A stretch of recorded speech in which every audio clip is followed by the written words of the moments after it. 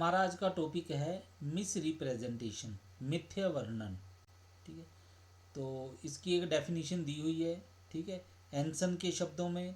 तो वो क्या बोल रहे हैं, वो कह रहे हैं misrepresentation is a false statement which the person making it honestly believes it to be true or which at any rate he does not know to be false।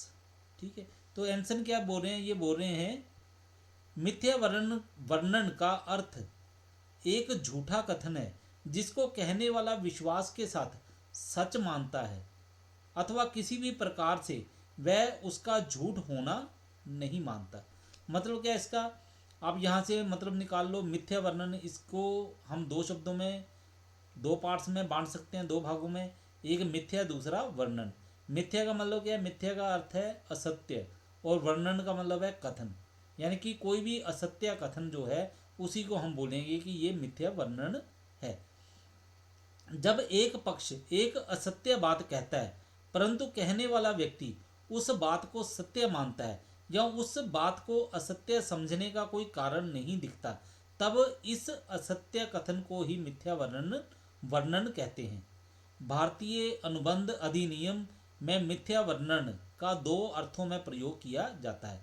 पहला है कपटपूर्ण मिथ्या वर्णन। तो कपटपूर्ण मिथ्या वर्णन क्या है, जानबूझकर धोखा देने के उद्देश्य से जो मिथ्या वर्णन किया जाता है उसे कपट में मिथ्या वर्णन कहते हैं।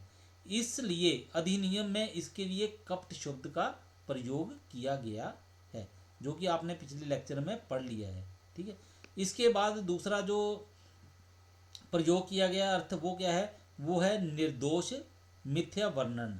जब मिथ्या वर्णन अज्ञान वश किया जाता है तो उसे निर्दोष मिथ्या वर्णन कहते हैं। यहाँ मिथ्या वर्णन करने वाला व्यक्ति निर्दोष होता है।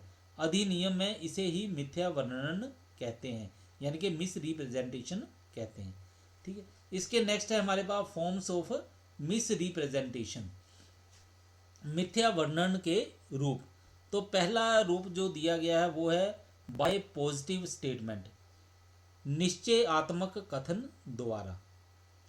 तो यहाँ पे धारा 18 उपधारा 1 के अनुसार किसी ऐसी बात का निश्चयात्मक कथन जो सत्य नहीं है यद्यपि कहने वाला उसके सत्य होने पर विश्वास रखता है, मिथ्या वर्णन कहलाता है। परंतु मिथ्या वर्णन उसी स्थिति में माना जाता है जबकि कहने वाले के पास इस प्रकार विश्वास करने के लिए कोई उचित आधार ना हो। यदि कहने वाले ने किसी उचित आधार पर ही ऐसा विश्वास किया है तब वह मिथ्या वर्णन नहीं होगा बल्कि पारस्परिक गलती मानी जाएगी। इसमें हम एक उदाहरण मान लेते हैं कि ए बी से कहता है कि उसकी भूमि में प्रति वर्ष 1000 क्विंटल चावल पैदा होता है। ऐसा कहने पर बी भूमि को खरीद लेता है। बाद में बी को मालूम होता है कि उस भूमि में केवल 800 क्विंटल चावल पैदा होता है। ए वास्तव में ऐसा विश्वास रखता था कि उसकी भूमि में 1000 क्विंटल चावल पैदा होता था, यद्यपि ऐसा विश्वास करने के लिए उसके पास कोई उचित आधार नहीं था। इसलिए ये माना जाएगा कि ए द्वारा मिथ्या वर्णन किया गया है। इसके विपरीत यदि ए के पास जो कुछ भी सूचना थी उसके अनुसार उसके पास इस प्रकार कहने के लिए उचित आधार था तो यह मिथ्या वर्णन ना होगा बल्कि पारस्परिक गलती होगी। Number 2, by breach of duty which is without an intention to deceive, कर्तव्य भंग द्वारा जो बिना कपट के उद्देश्य से किया गया हो। तो इसके लिए क्या है, धारा 18 उपधारा 2, ठीक है, सेक्शन 18 सब सेक्शन 2 के अनुसार यदि कोई व्यक्ति अपना कर्तव्य भंग करता है और कर्तव्य भंग करने के फलस्वरूप उसे कुछ लाभ होता है तथा दूसरे पक्षकार का अहित होता है तो ऐसा कर्तव्य भंग मिथ्या वर्णन कहलाता है, यद्यपि वह धोखा देने के किसी भी अभिप्राय से नहीं किया गया है। अनुबंधों के कुछ मामलों में, जैसे सद्भावना वाले अनुबंधों में जिनमें कि एक पक्षकार को विषय से संबंधित तथ्यों को जानने के ऐसे साधन उपलब्ध होते हैं जो कि दूसरे पक्षकार को नहीं होते, एक पक्षकार का राज नियम अनुसार कर्तव्य होता है कि वह अनुबंध के संबंध में सभी महत्वपूर्ण बातों को दूसरे पक्षकार के लिए प्रकट कर दे। ऐसा ना करना कर्तव्य भंग कहलाता है। यदि यह जानबूझकर धोखा देने के अभिप्राय से किया जाता है तब यह कपट कहलाता है, और यदि ऐसा अज्ञानवश किया गया है तब यह मिथ्या वर्णन कहलाता है।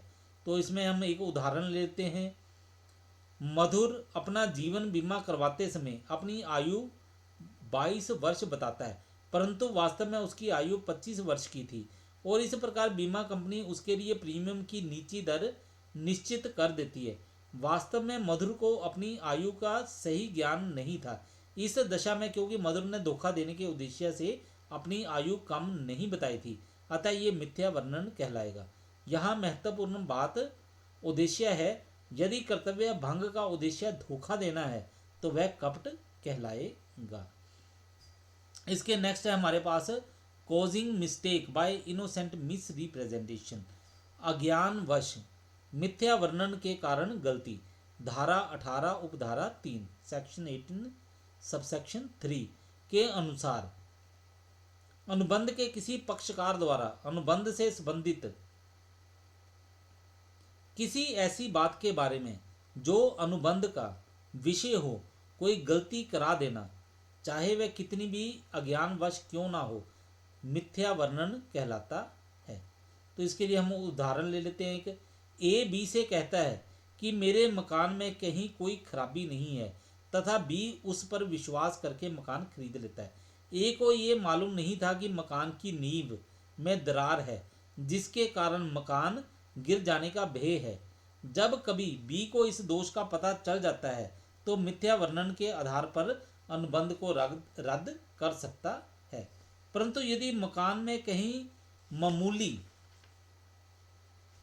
टूट फूट है, जैसे खिड़की रोशनदान आदि टूटा होना, तो मिथ्या वर्णन के आधार पर अनुबंध रद्द नहीं किया जा सकता, क्योंकि यह दोष किसी महत्वपूर्ण विषय का नहीं है। यदि मिथ्या वर्णन करने वाले पक्ष को अपने असत्य कथन का ज्ञान हो जाता है तब उसका कर्तव्य है कि वह दूसरे पक्ष को भी बता दे। यदि असत्य कथन का पता चलने पर भी उसकी सूचना नहीं दी जाती तो इसे धोखा देने के उद्देश्य से कपट माना जाएगा।